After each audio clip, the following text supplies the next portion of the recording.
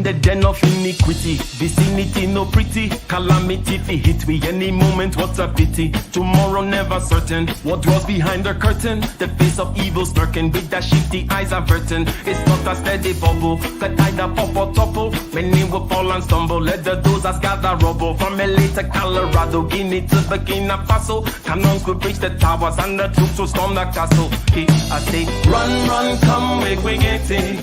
Because the peace that is bestowed upon the meek is overrated. So run, run, come, make we get it. Calling all your daughters and your sons, we come forget it. I say, run, run, come, make we get it. Because the peace that is bestowed upon the meek is overrated. Lord, run, run, come, make we get it. Calling all your daughters and your sons, we come forget it. With the rubble steady rising and hearts are compromising. Convictions here are stifling, making evil appetizing. The fists are steady forming and countenance is falling. Defenses are withdrawing, possibilities are falling. In these circumstances, evil will make advances. Pick up your sword and lances and be sure to take your stances. Victory is never promised, the battle is upon us. Gather the brave and honest and the righteous in your corners. Gather them, gather them, gather them. Word them up, word them up, word them up. How's it going, Dr. Thunder? What is up? What's happening?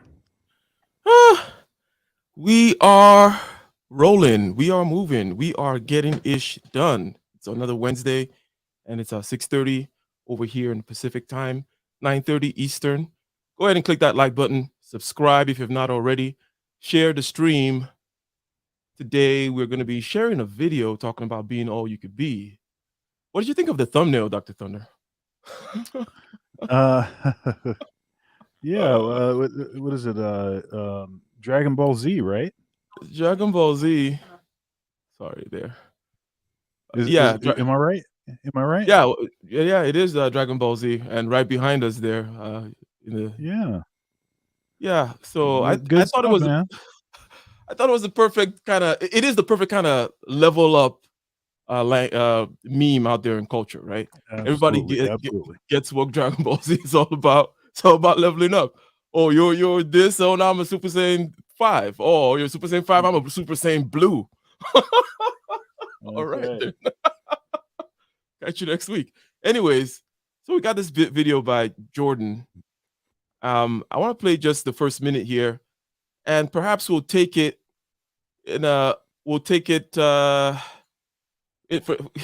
we'll see where we can take it, because I think that there's some interesting things to comment on it, aside from what he is saying, aside from the whole just level up, what if you were all you could be. Let's see if I can get this to play. You know, if you take people, and I've told you this, and you expose them voluntarily to things that they are avoiding and are afraid of, you know, that they know they need to overcome in order to meet their goals, their self-defined goals. If you can teach people to stand up in the face of the things they're afraid of, they get stronger. And you don't know what the upper limits to that are, because you might ask yourself, like, if for 10 years, if you didn't avoid doing what you knew you needed to do, by your own definitions, right, within the value structure that you've created, to the degree that you've done that, what would you be like? Well, you know, there are remarkable people who come into the world from time to time, and there are people who do find out over decades-long periods what they could be like if they were who they were, if they spoke their being forward. And they get stronger and stronger and stronger, and we don't know the limits to that. We do not know the limits to that. And so you could say, well, in part, perhaps the reason that you're suffering unbearably can be left at your feet, because you're not everything you could be, and you know it.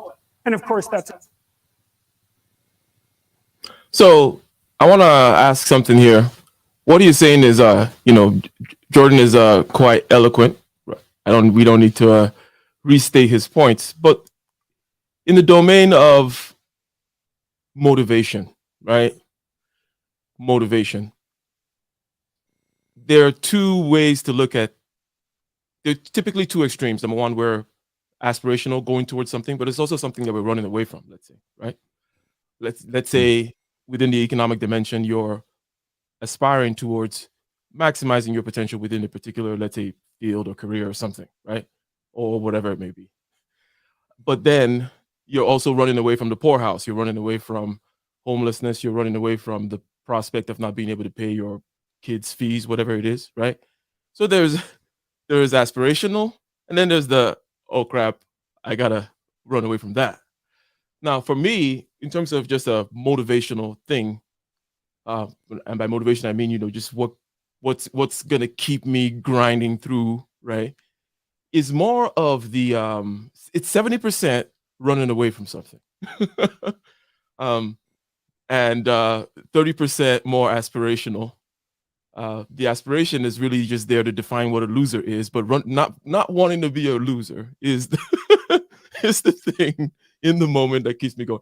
If that makes sense for you, what is it like in terms of running towards something aspirational, or like I don't want to be there, running away from? Where is the balance for you? Yeah, I would say that when I was younger, I had a pretty intense fear of being a failure, Hmm. and so I definitely was running away from that. Now I happen to also have um, something that I was running towards. I had an idea of what it is that I wanted to do with my life, and um, I was pretty focused on that. Hmm. However, I did have a pretty intense fear of failure. Now these days, it's much more. I'm still, an intuitive. I'm still kind of feeling my way around, but I have developed some skills, and I am consistently utilizing those skills towards what I consider to be in a positive direction. And that's enough. That's enough for me to feel pretty content with what's happening. I enjoy all the stuff that I'm doing. I try to keep some goals far enough in front of me to keep me sort of motivated and sort of at peace, and that's about it. Peace, motivated. You mentioned having something in the head, as well as having something behind you.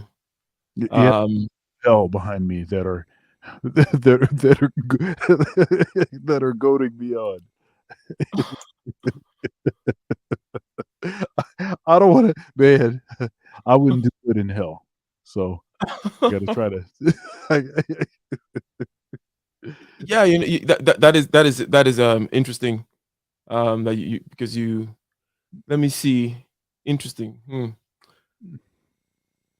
Now, do you think hell is more vivid in people's eyes than heaven?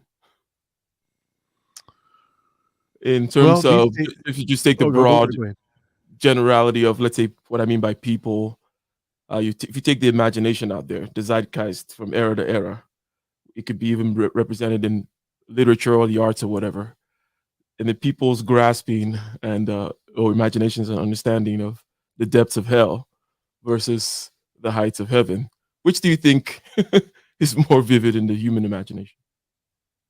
Well, I think these days, unfortunately, hell is not even something that people even are aware of in most cases. They're not even considering that, right? Because um, we've sort of been talked into this, um, you know, God is love, and be one with the universe, and at peace with yourself and your own truth, and you define and you make it, positive or negative, you know, um, don't let anybody condemn you, there's a lot of that kind of talk, and not much talk about hellfire and damnation. Um, not even in churches. The song has changed. The refrain is a new song where, okay, so case in point, I'm sort of, I'm always involved in multiple projects, which is, uh, it keeps me engaged. I'm definitely not bored. Um, and one of the projects, it's actually a continuation of a project that I did before, and that project was a gospel music setting, a black gospel setting of an Orthodox Vespers. So now we're trying to take it to the next level, which is to do the Divine Liturgy. And one of the things that I brought up in a meeting that I had earlier today, kind of in the planning stages of this thing, was the reason that I did the Vesper service prior was because it avoided the issue of the so-called open or closed table. If you get the reference, right? It's about communion, right? So, and what's interesting, so Vespers would typically take place on maybe a Saturday in preparation for the Divine Liturgy, which culminates in the Holy Eucharist, partaking of the Eucharist, right? And and if you do a Divine Liturgy, then the Eucharist will be present. And if the purpose of your presentation of your service is as an invitation to people that are not Orthodox, then they can't take the communion because it's a closed table, right? And it's maybe 30, 40 years ago that this all changed, because the church was closed table 30, 40, years ago. Now most churches, Protestant churches, are what they call open communion. So as long as you are a professed believer and you have a quote unquote relationship with Jesus, with Christ, you can partake of this communion. Though it says if you take of the communion unworthily, you eat and drink damnation to yourself. But that stuff is all glossed over. They don't even, it's just, they don't even pay attention to that. Why are you having an open table? You quite literally could be sending a lot of people to hell, but, but not, mentioning it. So I don't think hell is something that people think about. I think all they think about is some sort of maybe reward or award or feeling good about themselves, or I don't know what it is, but it doesn't seem to be particularly motivated by hell, fire, and damnation anymore. I think we need to bring hellfire and damnation back. Interesting. Yeah. You think it's super tilted that way these days? Okay. Absolutely. I would agree. And you may see the reason though I would ask that right after asking about motivation. Yeah. Going towards something and also running away from something. Overall though, I think human beings can be threatened by or controlled more. Well, no. Obviously, I think pain, no matter what, will always win because when you get to the torture part, pain is just super powerful, right? And I think that overall, generally speaking, we, I hate to put it this way, but one of the idols that is out there is obviously, pain, and then there's the power of death type, almost idol or worship thing that us human beings tend to be very afraid of and tend to, then kind of deify almost in the power of life or death that a king may have, and the display of human sacrifice sometimes in certain anyways. But it is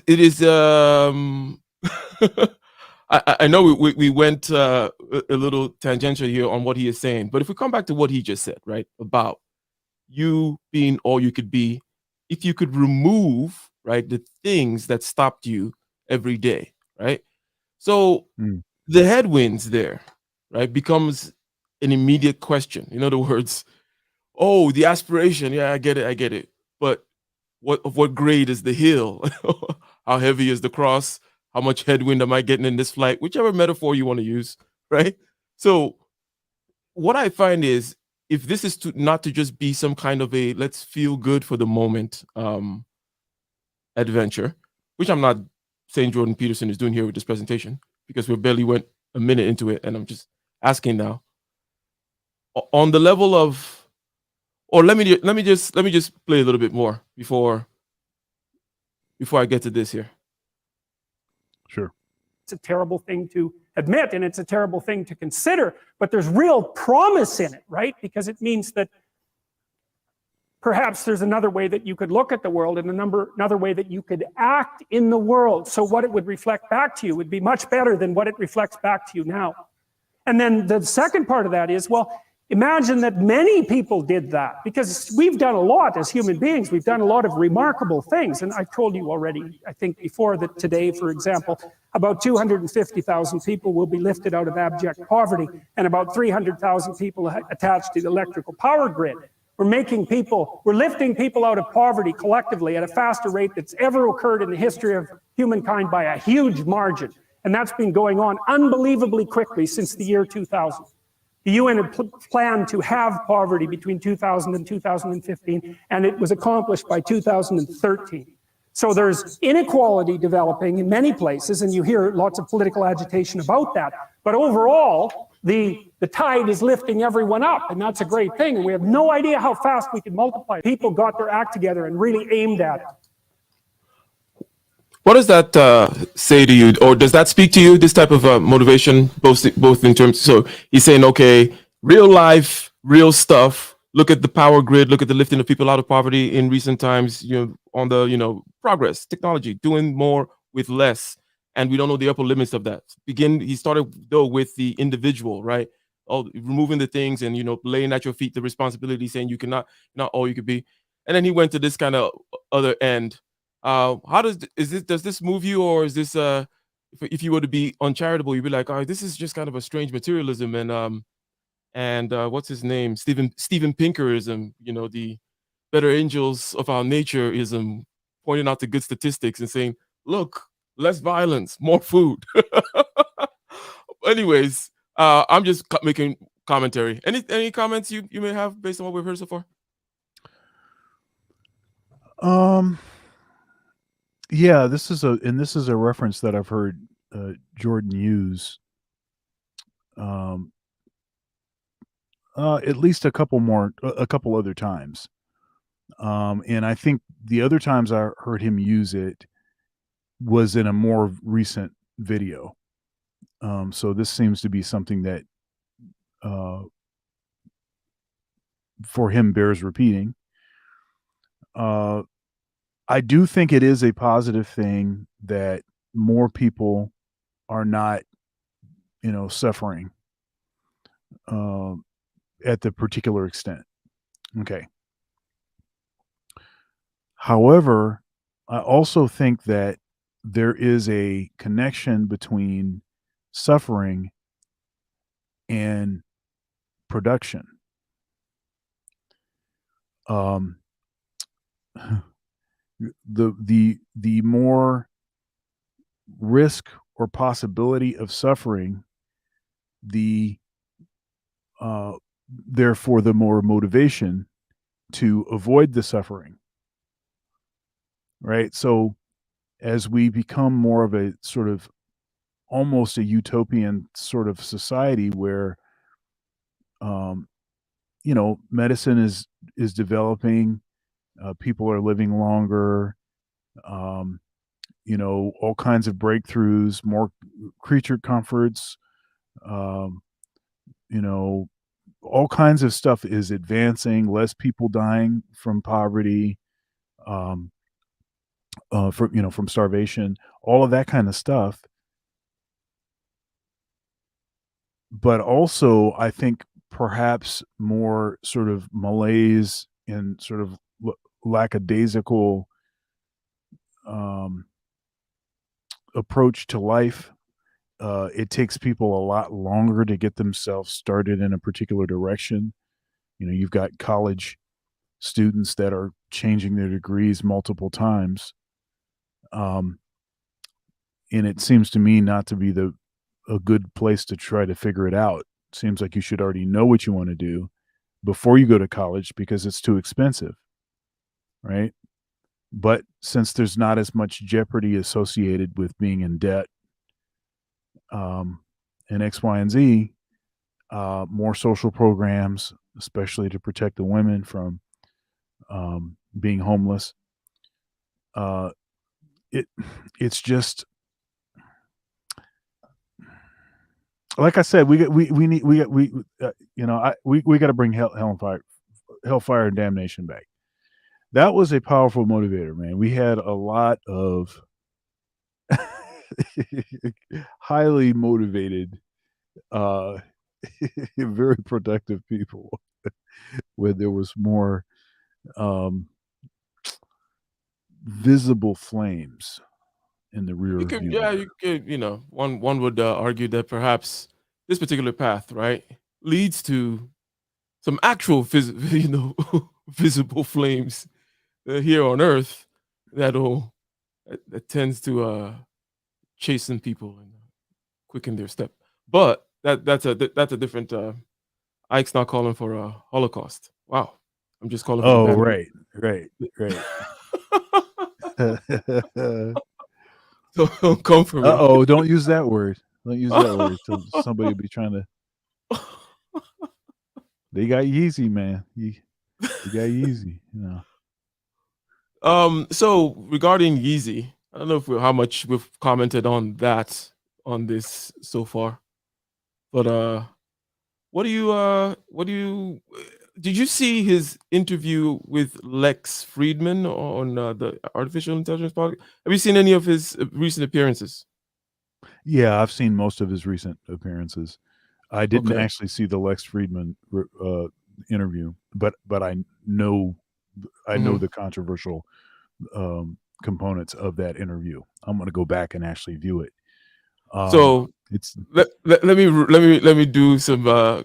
It's not a spoiler because I mean it's a freaking interview. Right. Yeah. Mm. My contention is, and then now you'll go and you'll be like, well, was I right or wrong, or is he crazy? Kanye is not at all crazy in this particular, because we're putting crazy in context here in terms of people just calling people crazy because, look, some people are most people are, to be brash, crass, crazy, myself, act like NPCs when it comes to stuff like this. In other words, there's a very expected, you just have this group of people who just say certain things very uncritically without really addressing the issue, right? They don't address the issue and they just say stuff like Kanye said some crazy stuff. It's like, I think the Lex interview was the best one. I don't think Kanye was crazy there at all. As a matter of fact, I don't think Lex handled it very well. I loved Lex's kind of where he pushed back and they danced well in that regard. But I think someone like a Eric Weinstein, for example, or let's say even a Jordan Peterson would have been a way better dancer with Kanye. Kanye wasn't saying anything crazy, right? It's just there was a particular level again where you just got to go meet him at, and then because you have to be it's a level of pure honesty, right? Where you before you start talking about the political implications or the historical implications of saying certain things, okay, let's just say it, right? And Jordan is about that kind of honesty, right? He does talk after all about seeing yourself as the SS, as the prison guard, as the concentration camp warden or whatever, as opposed to you always seeing yourself through history as the victim or the righteous one. That you're more likely so that kind of truth, which people know to be necessary, is kind of is generally avoided in this kind of dance that. So Kanye wants to be there, right, in that particular area, just saying that kind of stuff. And then because you've heard other things he has said, so it's not necessarily that he may be just stuck in some kind of a place of hate. No. But he has to, in his world, like he's walking through this kaleidoscope, and you're like, don't talk about purple. Like purple is not really there, and it's like, dude, I want to talk about all the colors here and all the. That I must not mention the purple. Anyways, I went on my little soapbox there about that. That was my whole view of especially the Lex interview. But then people were just saying, "Oh, he's crazy," and then I'm just like, these people actually didn't listen to the interview. Right. It must be the case, because just because there's something that I don't know what you think about this, or if you've noticed it. People will listen, or there's a tendency when human beings, listen to someone else. There's a tendency to, rather than listen to what they're saying, try to listen to what the intent is, or the motivating or the action that this thing is supposed to motivate, right? Take for example, like if I start talking about test scores, for example, it's because I'm trying to lock up certain races, and I want to put them in chains, right? It's like they I know that's a kind of a trivial example I just used, but I see this thing repeat itself over and over again, where people, they're not listening to what you're saying. They're working with some of the other rubric of trust of your intentions, or whatever, what you're trying to really do. Are you dog whistling? Yep. Do you notice that a lot? And what do Oh you yeah, think no, about absolutely. that thing? Oh, absolutely. So, and you remember what? Maybe it was last week or the week before. I don't know. But you remember I did that show on logical fallacies. Uh-huh. And I share your sentiment that I don't know that you need to be able to label the fallacy in order for it to, be effective, having knowledge of what the usual tendencies people have, right? And it's rather intuitive to me that people are making a particular their reasoning is flawed, right? They're weighing things that don't have anything to do with the argument too heavily, right? And this is one of those cases where they want to know what your motivation is before they'll engage in the conversation, basically. And I think the problem with that is that we can't ever really know what somebody's motivation is, because it's their motivation.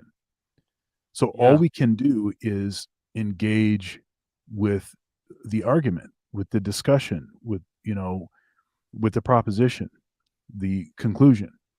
That's all that we can do. And so you have to address things on that level, and being willing to give people a benefit of the doubt and proceed in good faith. Otherwise, it's just a bad faith interaction. Nothing is gained, and it's just a waste of time. So you must be therefore describing about 98% of interactions. Here's what I mean by that. Like, I'm saying that your truth, which I agree with, is the thing that we can deal with. The thing that is the issue is the argument, right? Right. At issue is the argument, and to be dealt with is the argument. Intentions and all these other types of considerations are just like, okay, BS. However, what actually happens, because we can never know anyone, your suggestion is remove the evaluation of people's intent and all that kind of stuff. That's not going to happen after all. That people are not going to remove that. I know that. Hence, there is a whole layer or set of layers of pretended intentions, right? So I'm going to come in and I'm going to say the right things, or I'm going to come in with the right ESG score if I'm a business or something like that. I'm just woke enough and environmental enough and this enough. Okay, cool. So cool, I can come in here. That type of thing. I will pretend some kind of intention, and as long as that's fine and it's all managed within this whole kind of political blah blah blah area, that really is what happens. Okay, that's why I say that you're describing when you say the vacuous conversations, you're describing 98% of the conversations, because it's happening in these layers of pretended intentions and da da da da, da and signals without people never really want to. Well, they can't really. So that's why I think Jordan Peterson would have, because I think. But again, I go back to Eric Weinstein, and I'm not sure how familiar you are with him or his deal. The reason I say Eric Weinstein, because Eric is a tougher guy, right? And I think that by tougher, I mean in terms of a particular, there's a certain type of overbearing personality that I think does well with Kanye, right? Oh, And right. I don't think Jordan is that person. Just like No, Jordan is he not isn't. that guy. He's But not a bully. Eric Weinstein is one of the most like Eric Weinstein because he's psychologically balanced, kind of intelligent, intuitive, creative type that will go and dance in these types of areas, but has a very CEO of and the head of Thiel Capital, with Peter Thiel, the billionaire. He has that energy going for him. I think that works well with Kanye to kind of wrestle with him a little bit. But anyways, let's continue here with the whole. But anything you say about like the headwinds, like we're talking about the headwinds, like you're gonna push, you're gonna try to be all you can be. What are the types of things that stop you, right? Like in other words, you can even talk about your personal, because it is a day by day thing, right? It's not like some kind of a magical slippery slope. You get on this slide and it's just a great ride. It is a day by day thing, right? So what are the headwinds when you're trying to be all you can be? In other words, what makes you know that you're not all you could be? Or are you all you could be, Dr. Thunder? Yeah, let's see here. I mean, there's. Oh, that's an interesting question. It's in a certain way, I it's the same. Yeah, go. It's the same question about whether you're trying to, because not being a BAN, right? For example, right. is what makes me know is the battle, right? And I know exactly what BAN is like, and I got to fight BAN every day, whether it's a crink in my back or whatever it is that happens to want to make you slow down or whatever. You just don't have the right. The blood today is not very oxygenated, and you're having a rough one going through from meeting to meeting or whatever. You just those are the things, right, that would otherwise make you say, how about if I just tone everything down and just reduce the hours that I work? I mean, what are those? What are you coming up against, right? What are you pounding against when you're going through this journey? Yeah. One thing I've noticed is, as I get older, I have to be a little bit more aware of, how I spend my energy. When I was younger, say 10 years younger, 20 years younger, whatever, I had like an unending like supply of energy, so I could just like keep going and keep going and keep going.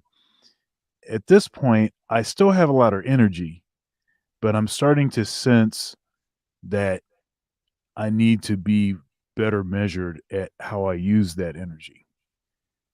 So I think one thing that can get in my way is I have a lot of stuff that I want to do, but if I'm not strategic enough, then there's a lot of stuff that will just never be within reach. Because you're spinning your wheels too much. You can't afford to spin your wheels. Every revolution needs to be on the ground with you actually moving in a particular direction. And so I'm starting to recognize that is, as I continue to get older, because that's how it works. I have to try to become as reduced and automatic on as much stuff as possible. I need to, whatever systems I have not developed that I have just taken for granted, that I'll just do it again. Oh, I'll just do it again. I really, that's not a good for longevity. That's not a good idea. So that is something that I've become more aware of. I mean, I have so many things that I want to do, that I want to take on. And I frequently am in situations now where I have to tell really, really big opportunities no. And that's a good place to be in, where you can say no. I'm talking like big stuff, right? Stuff that you never would have said no to 10 years ago, that kind of stuff. But yeah, it's tough. Like, I got to reduce the amount of stuff. I got to keep narrowing down. I got to, unpack some of the extra bags. I got to travel lighter. All of that kind of stuff. That's the stuff that I'm starting to become more aware of. And I kind of don't like it in one way, because I want to be able to do, whatever I want to do and not be that prescribed about it. But yeah. No, yeah. I mean, it is the natural arc of life, right? The rising Yeah. and the setting of the sun. You see those young spinning gears down there. It's great that they should spin fast, and they can spin fast. You, if you have spun correctly and gotten the right experience, with your experience, knowledge, continuum there, sir, right? Experience, wisdom, thing, right? Blah blah blah. Uh, then the next challenge is to slow down, but still have the impact. um, and be so what I'm saying is, beyond the it sucks that I have to do this, it is also a challenge too, in a certain sense, of like, if there is a way to, as you say, automate, leverage, and so on, in order to spin less but have more impact, or the same impact and do still more. If there is a way, then this is the next challenge, to find that way. Right? So, interesting. Yeah, in terms of the headwinds there, that is a good one, right? In terms of basically becoming more strategic, as you advance, as opposed to just being tactical, nice little experimental machine going in there, figuring out the maze by trial and error. And okay. Now, it's almost related, but let me, if I were to give one of mine that is kind of similar, is I tend to do a lot of I go in a rather chaotic way. And by chaos, I mean shoot first, ask questions last, say yes, figure it out. Don't wait for the system, just get the customer, and then do the thing, bump up against the wall. Hopefully you don't crash. Okay. But if you crash, sometimes, yeah, the cost of doing business, you pick yourself back up, you pay the insurance or the legal or whatever it is. I don't know whatever the crash may be, or you pay the taxes, whatever the crash is. Okay. Right. You get the right kind of certifications that you, or whatever it was that they needed to get system wise in order to get the thing going. So for me, I think that it is pretty much, I'm saying the same thing that you said, just kind of saying so in an adjacent way. Before, or in younger times, you can afford more of the volatility, like the boom, boom, boom, boom, boom, right? But you got to calm that down, okay, as experience broadens, right? And but in this particular sense, just in terms of responsibility, as you have responsibility for more and more things and people, that volatility has to come down, right? On your end.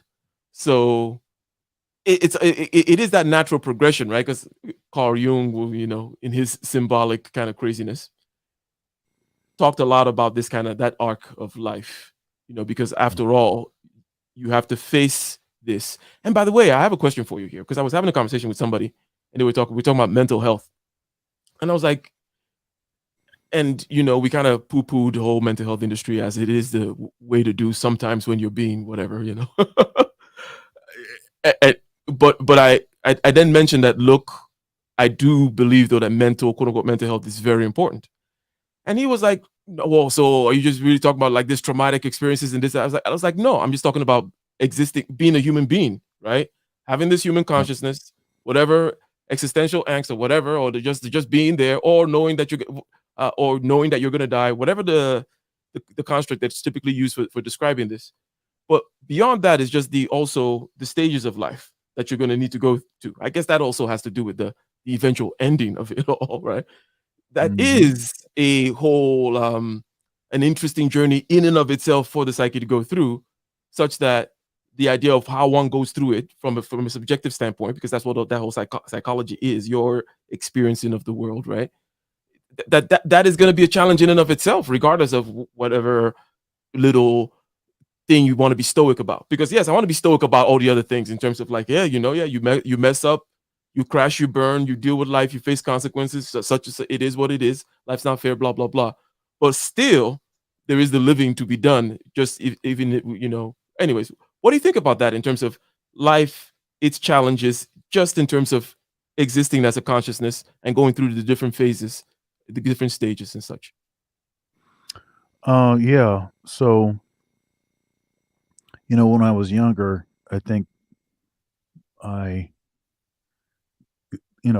so everything seemed like it was such a higher level of magnitude, and I think I had more of a tendency to sort of rush into stuff because I didn't think I had time, and I was so like excited and full of energy and all that.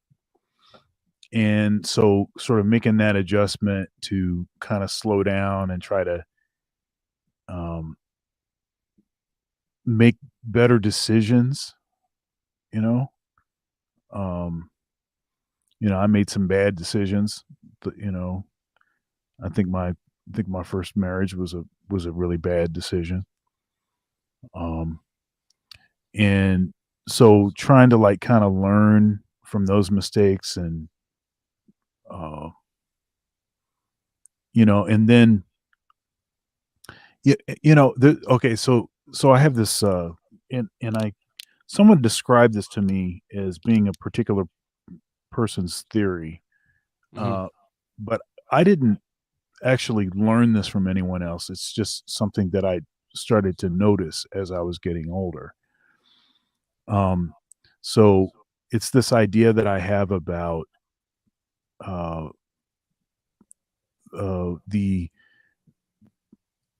as you get older, each day is of lesser significance because it's a lesser percentage of your life, and things seem to move faster because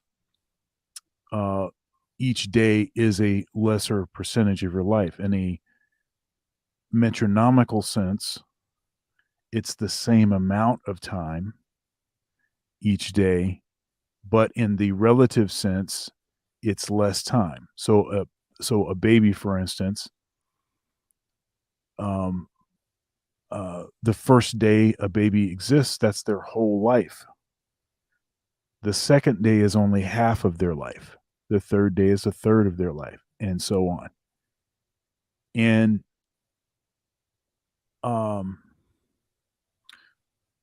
so as a young person, it just seems that every single thing that happens is of such a great and profound significance. And then as you get older, you start to recognize that, yeah, stuff is still important, but it's just, every single thing is not going to make or break you. You do, it's going to be okay. You start to kind of pace and see what's happening. So that's something I think that has changed for me and continues to gradually change as I get older. Right. So that's, that's a pretty significant thing. I mean, we could probably talk on that at length if we wanted to. But that's a pretty. I like how you kind of put it in this rather quantitative way there of that series of getting half, getting chopping your life in half. At least. Right. Yeah. So from that perspective, also, like, because you also know that especially when you cross quote unquote the middle of your life, you also know that whatever you're doing today, you might not even live to see the results, right? Right. That starts to become more and more, right? So it's not only is it only a fraction of your life, but you're also seeing that, okay, but the resilience comes from seeing many cycles go up and down. The way you know it's going to be okay is the fact that the first time something similar happened where you made such and such an error. Because the good thing about it is it's you that you're gonna live your whole life with yourself, right? So the types of mistakes that you make are no stranger to you. Okay, they Yeah. better not be. I mean, at some point you need to know, where you're effing up, or generally where your weaknesses are, right? Right. So the first time you f up due to a particular weakness or oversight of yours, it may seem like the end of the world, but if you've overcome it a couple of times, and then maybe whatever it may be, you've seen yourself go through, you're like, okay, whatever it is, just gonna pivot, move on. And yes, you do have more skills, resources, experience, blah blah blah, as it happens there. But let us continue here with Jordan, right?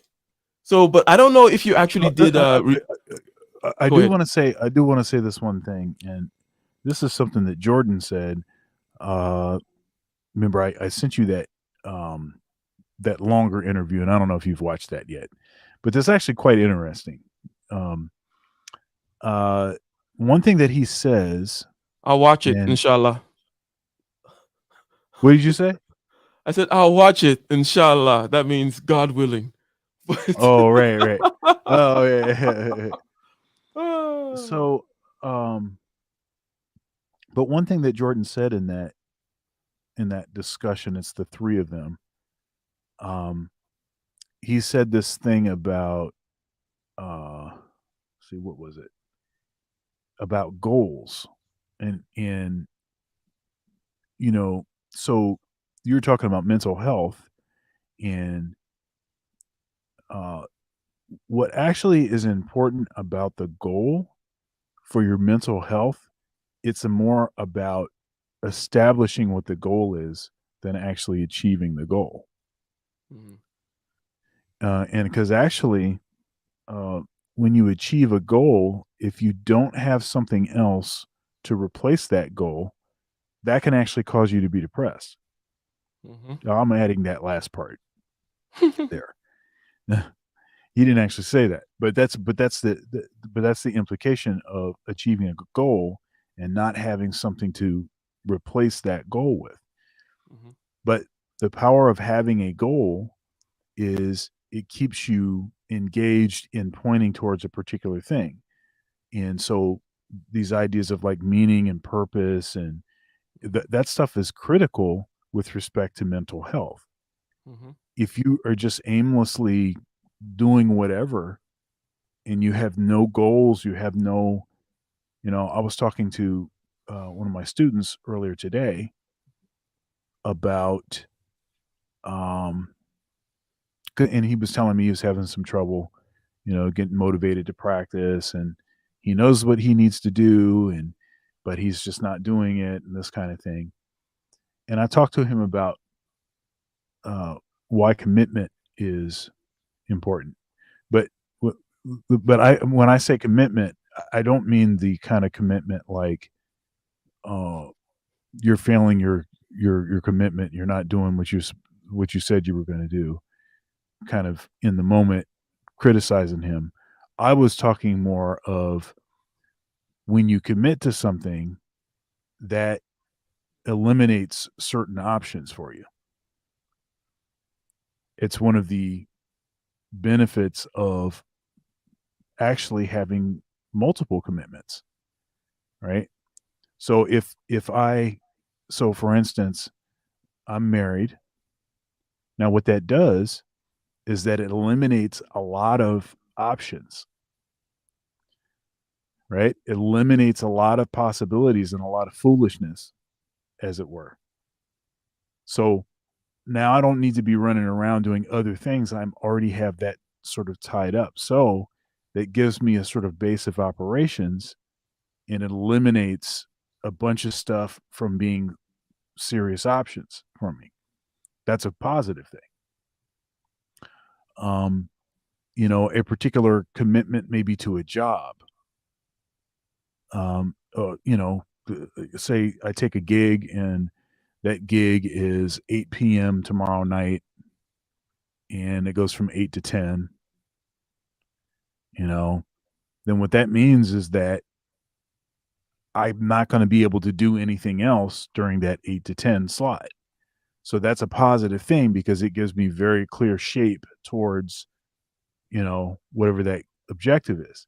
And what I told him was, so you need to know what your commitments are, and whatever it is that is pulling you away from a commitment or causing you not to fully commit, that's the thing that has to get on the chopping block. You know, and I discovered that he likes video games. And of course I like video games too. Mhm. But if the video game is causing you not to honor a particular commitment, then the video game has to be on the chopping block, right? Because the nature of the commitment is actually supposed to be to rule out options, right? And get you more streamlined and actually aimed in a particular direction. So anyhow, the whole setting a goal is critically important because from a mental health perspective, it allows you to rule out a bunch of clutter and it helps you to discontinue even entertaining stuff that isn't aimed in the direction of the commitment of Let the me goal. ask you, or let me bring your attention to another thing on this goal talk, because Mhm. so if you will, I would like, let me take you back before you start talking about setting a goal and just talk about the fact that, because people don't understand what they want, generally speaking, okay, and they also don't understand just the importance of goals in terms of the frames that it then creates for you, or as you say, it basically eliminates options, and then it creates the frame. The story for that day is about that thing, right? And we like to move around in these frames, right? Frames with ends, with objectives, and we go through and we go to the maze and we rescue the princess at the end or whatever. Speaking of Mario, but some may say, look, just in the terms of knowing what they want is a big problem. That all the different ways you can tell them about how to set goals or make them smart, simple, or is it short or whatever, but basically simple, measurable, time bound, whatever. Or all the different ways of like talking Actionable. about goal setting. I'm sure you know a few, and all these other types of things. It's like, well, I think that what you will still find is people's tendency to just be like going from goal to goal, goals that are completely orthogonal to each other or opposite or whatever, going around in circles, maybe one. But still, when it comes to mental health, or should I say more importantly, when it comes to mental health, you see that they still express that certain uncertainty and imbalance, and the kind of fear that it comes along with it, kind of erraticness. There's no resolute direction to their path, even if they know about all the great things about goal setting and being committed or whatever. Is this too much of a hard problem? In other words, the problem which you assumed this to begin, like, oh, know what you want, and then you went forward. Okay. The problem of knowing what you want, is it too much? Can it be addressed? Or do you have anything to say about that? Yeah, I mean, it is true that most people don't really know what they want. Um, and you know, I've described myself as having an unfair advantage. Uh, I knew what I wanted when I was very young, and then I had the perfect home life situation with the dad that had expertise in that area. Right. You know, and that's not what people usually get. What they But usually let me get let me try to extract still from you, perhaps at this, because this will then lock you off if you continue. You know, which I know, but I want to try to. Okay, but there are other things, other goals that you have kind of set for yourself besides, let's say, the main right. goal, whatever, and other ways that you've decided, you've considered trade-offs, right? And Mhm. taking this path instead of the other path, right? And how do you come up with the resoluteness to make these decisions to pursue something besides the main ones that you may have already known? Hellfire. No, no. No. I have so I have certain skills, and I want to be able to utilize those skills. Mhm. And I have certain kinds of projects that I enjoy more than others. So sometimes it's about what the project is, and if I really want to do the project, so then that'll cause me to choose that over something else. Um, uh, Sometimes it's a particular, uh, like weight training and stuff, and I've been out for, I don't know, a couple months again because I had an issue with my hand. And it seems like I'm almost that issue is resolved, so I'll get back to it. But the weight training stuff that I was doing was about a particular look that I wanted to have, and I chose that because uh, I preferred a particular look over another kind of look. So the the look where my clothes fit well, and I don't look like a slob over you know over the look where uh, Krispy Kreme is my father, and Jelly Donut is my mother, and all that kind of stuff, right? Um, so there are things like that, like you start to see the consequences of the decisions that you make, and you recognize that if you don't make certain kinds of choices now, that there are certain things that you're going to have to give up in your future as possibilities. And I have like a big fear of that.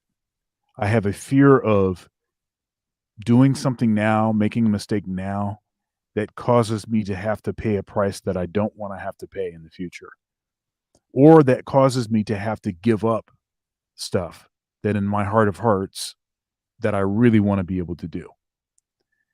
And honestly, that's the core of the motivation that I have for making decisions to do certain things over other things. And I was talking to my student, and I told him, look, I like video games. I like video games a lot. But at one point in my life, the fulfillment that I got from video games was surpassed by uh, obligation, or by uh, my need to pursue something else that I recognized was actually something that was going to happen in the real world, and that I could actually utilize and depend on for some other purpose other than pixels on the screen. And one thing I think is interesting, and this is why I think a lot of artistic types, musicians, like, a lot of them also like video games. And I think there's an interesting parallel between excelling at video games and excelling in the practice room.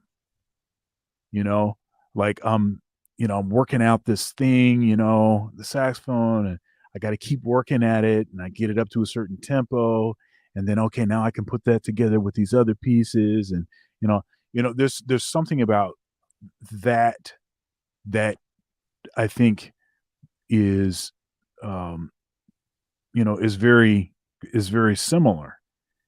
And so I was discussing with him. I said, well, if video games, and I don't know if that video games was the issue, but if video games are the thing that's sucking away the time, I mean, there is something about playing an instrument that can satisfy some of what it is that you likely are getting out of the video game, and see if you can sort of try to divert some of that energy more into the instrument. And then I think you do that more and you start to get something more out of that, then maybe it will cause you to start to transition. But yeah, I mean, it's I mean, that's So I mean, that's with regards to the that's really it. question, Yeah.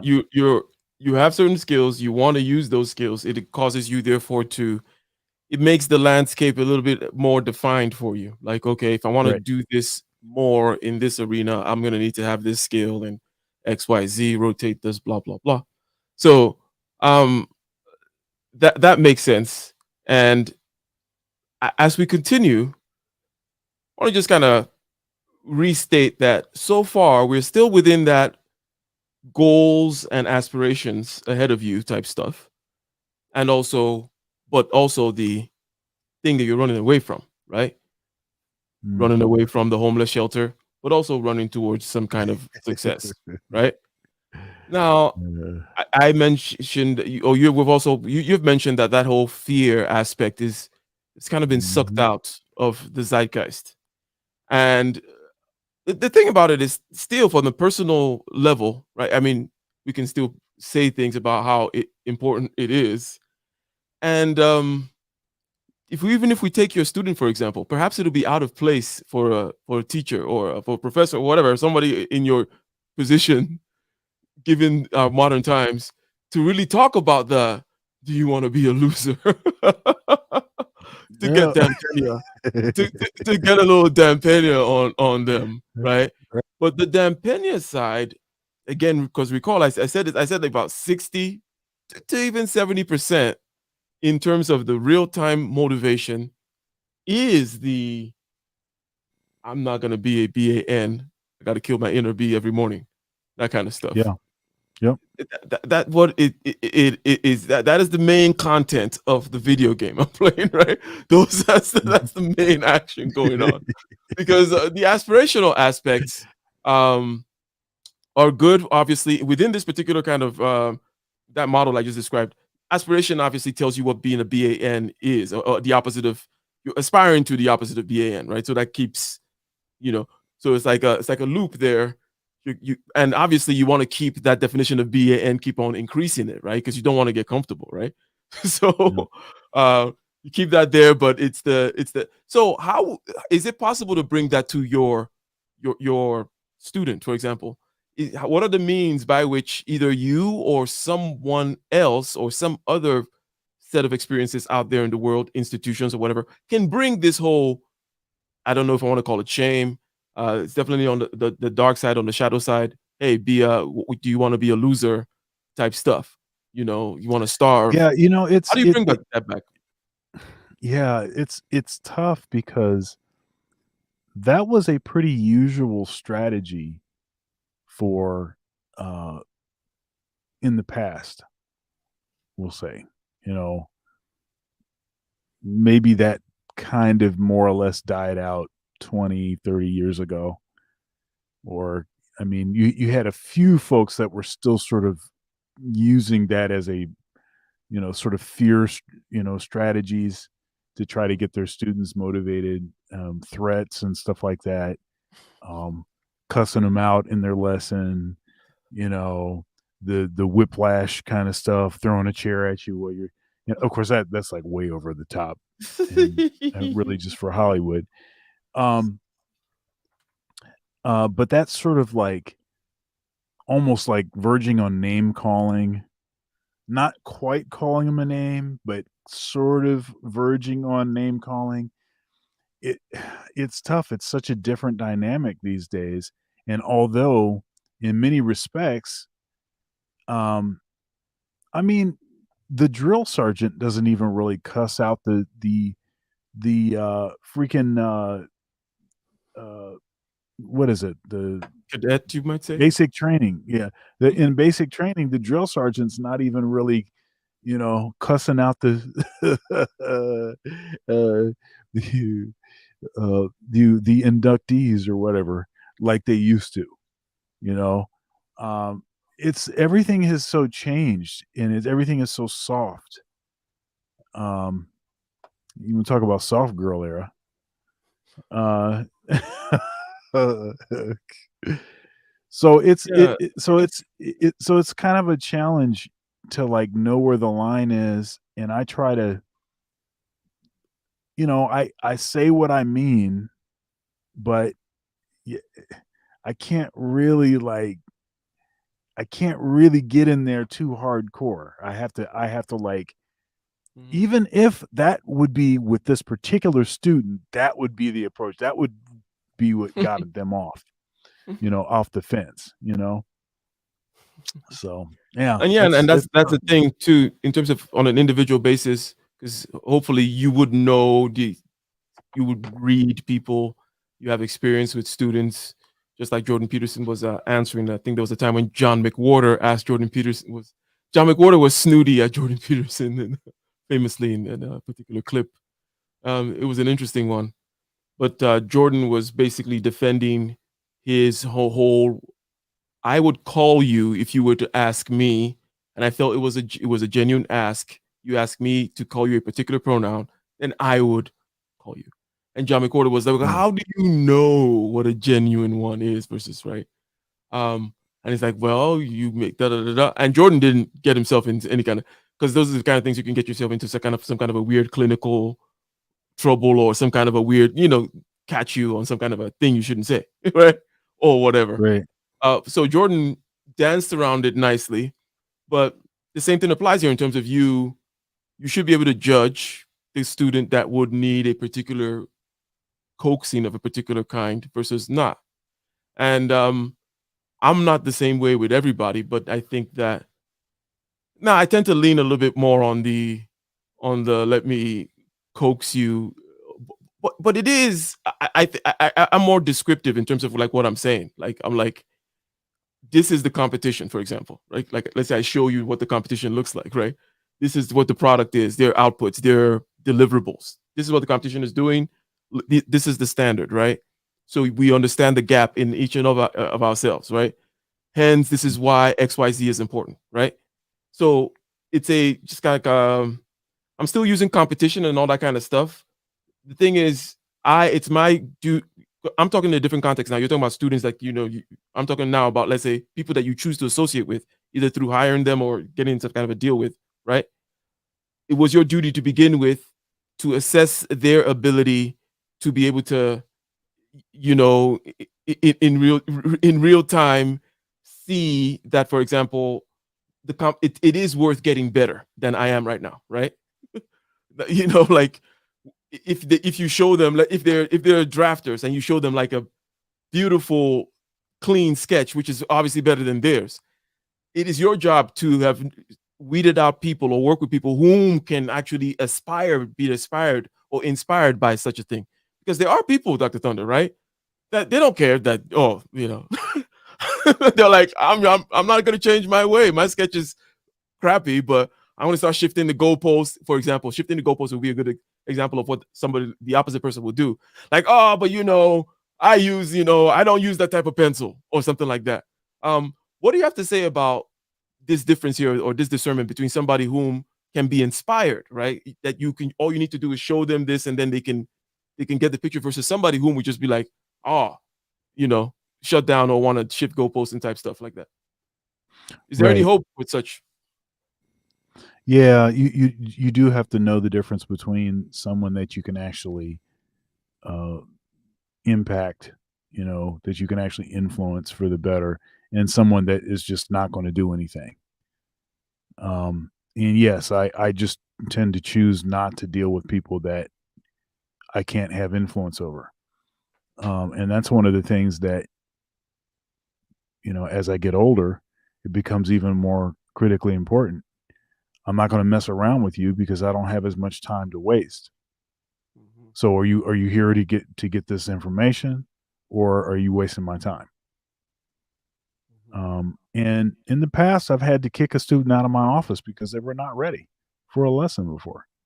Now, I don't really like to do that. That's not my like go-to move. But if the student just keeps showing up to a lesson and that can't do what they're supposed to do, you're wasting everybody's time. And so, What do you mean kick him out of that's your cool. office? What does that look like? Is that That's like, well, I think you can use the time to go practice because tell you him to- obviously ain't getting it together. And one time I kicked this, and this is a long time ago. This is probably 15 years ago. One time I kicked the student out of my office, and I told him, I think you need to use the rest of this practice time the rest of our lesson to practice and reevaluate how important this is to you. Right. So then,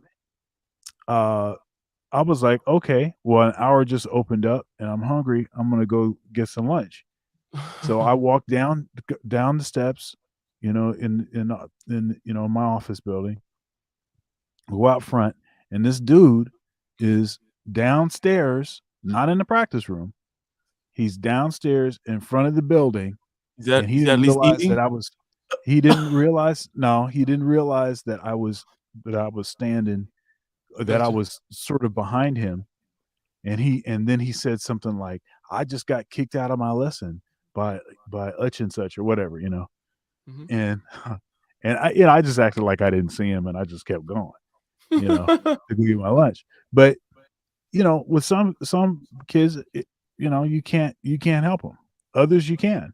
I had one student where his issue was that he had a girlfriend, and when the girlfriend dumped him, he became a way better musician. And that's a frequent example that I give. Not sort of like he had soul and he had experienced loss, so then now his art means something. That's not what I meant. I meant that this cat started practicing because he wasn't spending all that time over with his girl. Right? So that's what I mean. But yeah. All right.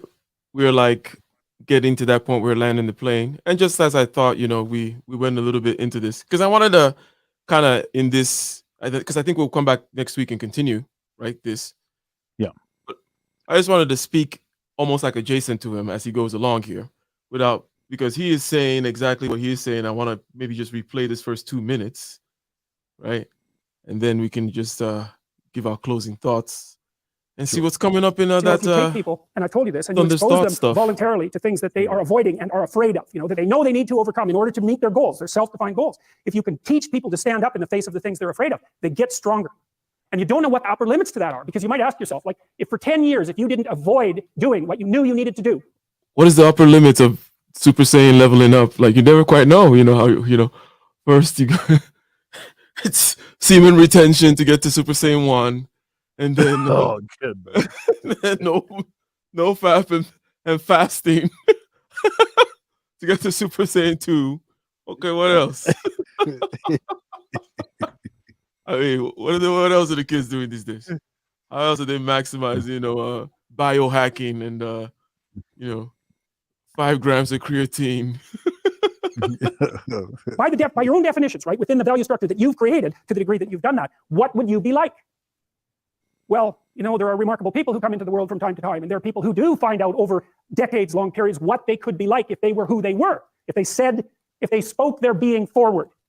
And they get stronger and stronger and stronger, and we don't know the limits to that. We do not know the limits to that. And so you could say, well, in part, perhaps the reason that you're suffering unbearably can be left at your feet, because you're not everything you could be, and you know it. And of course, that's a terrible thing to admit, and it's a terrible thing to consider, but there's real promise in it, right? Because it means that perhaps there's another way that you could look at the world and another way that you could act in the world. So what it would reflect back to you would be much better than what it reflects back to you now.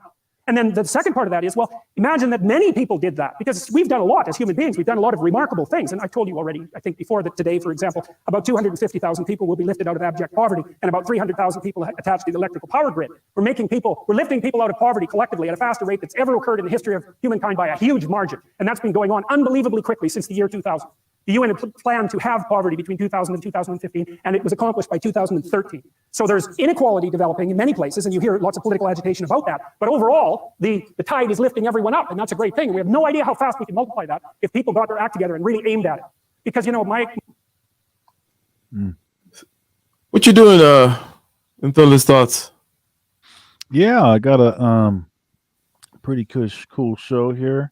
If you want to put me in the center there or something. Oh, you're in the center. Yeah, so this is the show for tomorrow night, and this is Thunder's Thoughts is my program. Is my program on Thursdays, 9:30 p.m. Eastern Standard Time, and I am being joined by SKC, and we're talking on this topic: what is the better option for Black men, SYSBM or SYCBM? And there you see pictured Courtney Michelle. Shout out to Courtney. Omawale Africa. And, of course, Alan Obi from We Need to Talk. And, of course, I've interviewed Alan, and I did a sort of review of an interaction he had with Chantel Simone. So that'll be interesting. And I think SKC is really good, will be a great host, a co-host, especially on this topic. So, and you see the flames there. So, you know, sort of alluding to Let It Burn. So that's pretty much what's going on there. And of course, I've been doing my Car Thunder episodes, been pretty consistent with that. So that's pretty cool.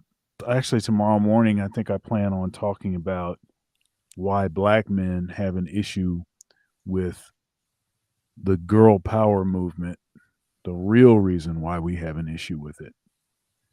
And so that'll be an interesting conversation tomorrow morning. Make sure you come and check that out. Of course, I think we're going to do Case Closed on my channel this Sunday, 4 p.m. Eastern Standard Time. We'll have a nice trending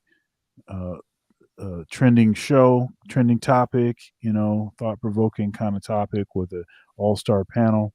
So I'm looking forward to that, 4 p.m. Eastern Standard Time. And then we'll be back for another episode of Getting Ish Done with Ike and Dr. Thunder on Wednesday, 9:30 p.m. Eastern Standard Time. And I'm going to be starting my new show with a buddy of mine. He's got a big YouTube channel. We're going to be doing a live stream on my platform, Two Guys React. He's going to clip them and put them on his channel. So that's going to be going to have a lot of fun with that, because he's going to surprise me with some clips and I'm going to surprise him.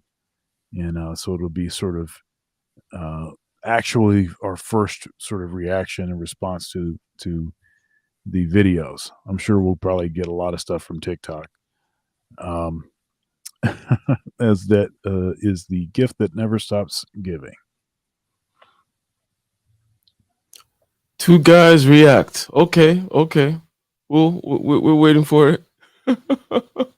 Yeah. Go ahead and click on the reminder for Two Guys React.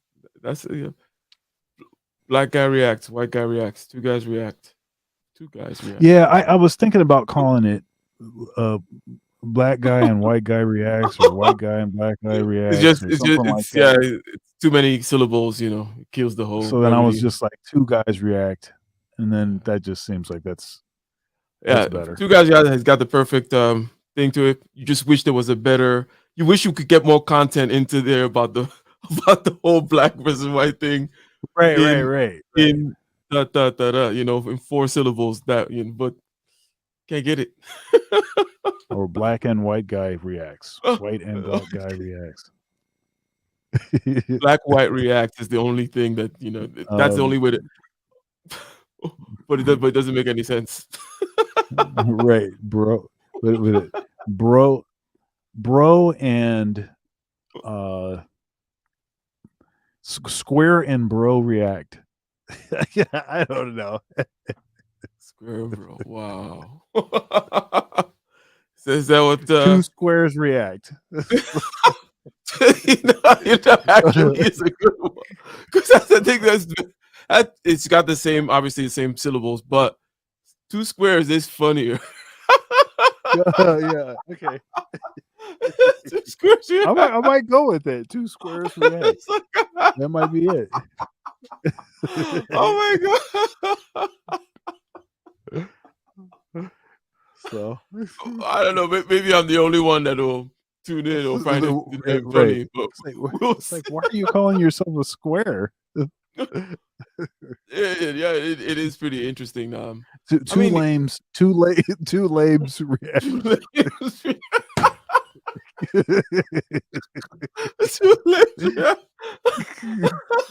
Even better. Come on.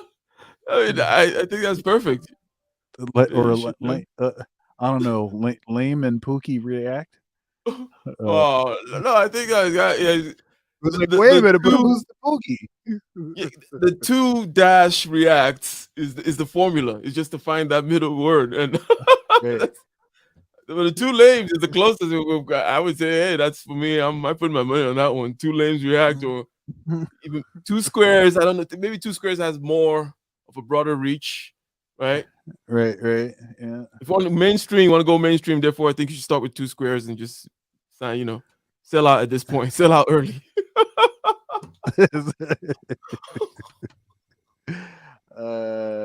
Now, if I mean, we could do the sort of racial thing, but since he's not black, he's a white guy, so this wouldn't really work. But we could do like two coons react, or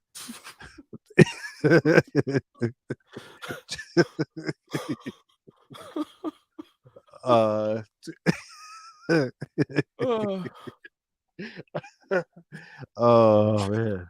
I mean, hey, maybe that's our show. Maybe because we have to change. People argue that before what's his name,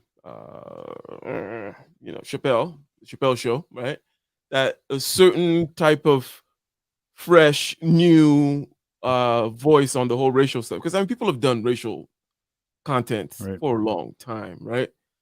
Yeah. But that he was, at the point where it's like seemed like everything has been said, he came in with a new take. So it's like, because from a marketing perspective, if you come from a racial aspect, you may be narrowing your stuff, right? Or you can be like one of the Chappelles of the world who do something where it's like racial but fresh enough that it's a new explosion. It gets mass appeal. Okay, so that's I think that's, if you want to go racial, it's got to be phenomenal for it to. Right. Or you could go racial and just get viral on World Star or something. Yeah, and then all my other content like actually starts to pop. It's like, oh, this cat actually knows what he's talking about. This guy's not lame. Why you call himself lame?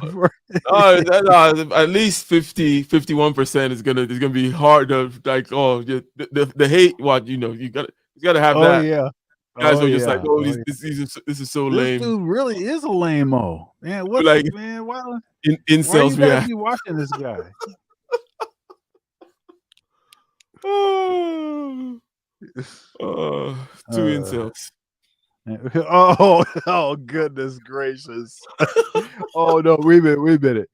Incels two react. Married incels react.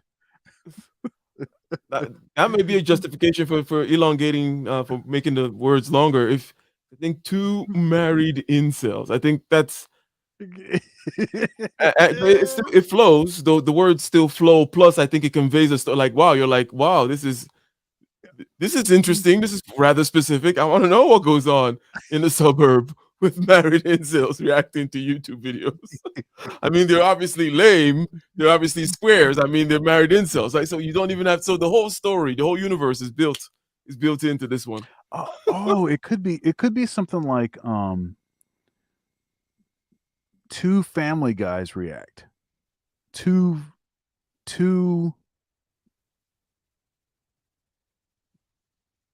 suburban Family Guys. No. Two. You give him an inch, you take him out. Like you already extended the words a little bit, and now you're just going full like you're just completely abandoning the need for brevity here. Obviously, we could go the other way, but I think you want the brevity. Oh, wait a minute. You know what? Somebody, adult supervision, just put the answer in there. Two dads react. That might be it. And it has all the lameness in there too. And it's lame. That's right. It's totally lame. You know, we're dads, so we're probably not getting laid. You know? It's good though. It is. Well, thank you, adult supervision. I think you got it. That's great. Yeah. That's nice and wholesome. I think the algorithm will pick that up. Yeah. Two dads react. That's beautiful. Thank you, adult supervision. Anyways, I'm glad we solved that one.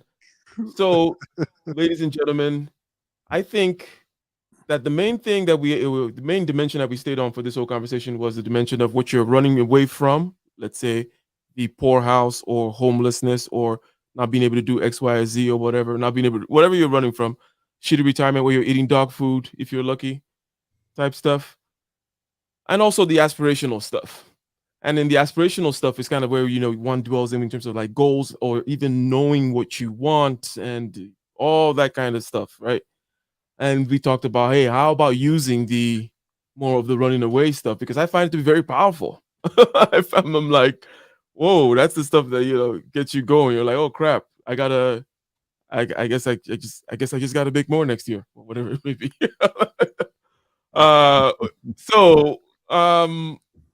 Yeah, but we'll continue is what I'm trying to say. I'm glad that we solved the name, at least tentatively. Two dads react. I like it. It's wholesome. That's it. With the syllable structure. It rolls off the tongue. Two dads react. Two dads react. You got Whitey in there. No shade to you, Whitey. It's just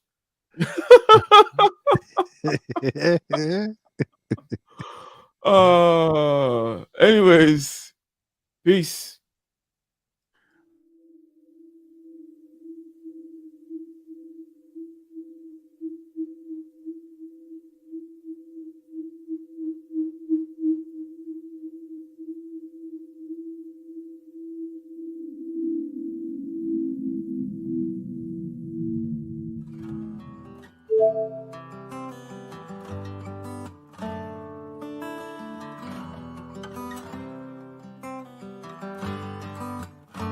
In the den of iniquity, vicinity no pretty, calamity fi hit we any moment, what a pity. Tomorrow never certain, what dwells behind the curtain, the face of evil lurking with that shifty eyes averting. It's not a steady bubble, that either pop or topple, many will fall and stumble, let the dozers gather rubble. From LA to Colorado, Guinea to Burkina Faso, cannons could breach the towers and the troops will storm the castle.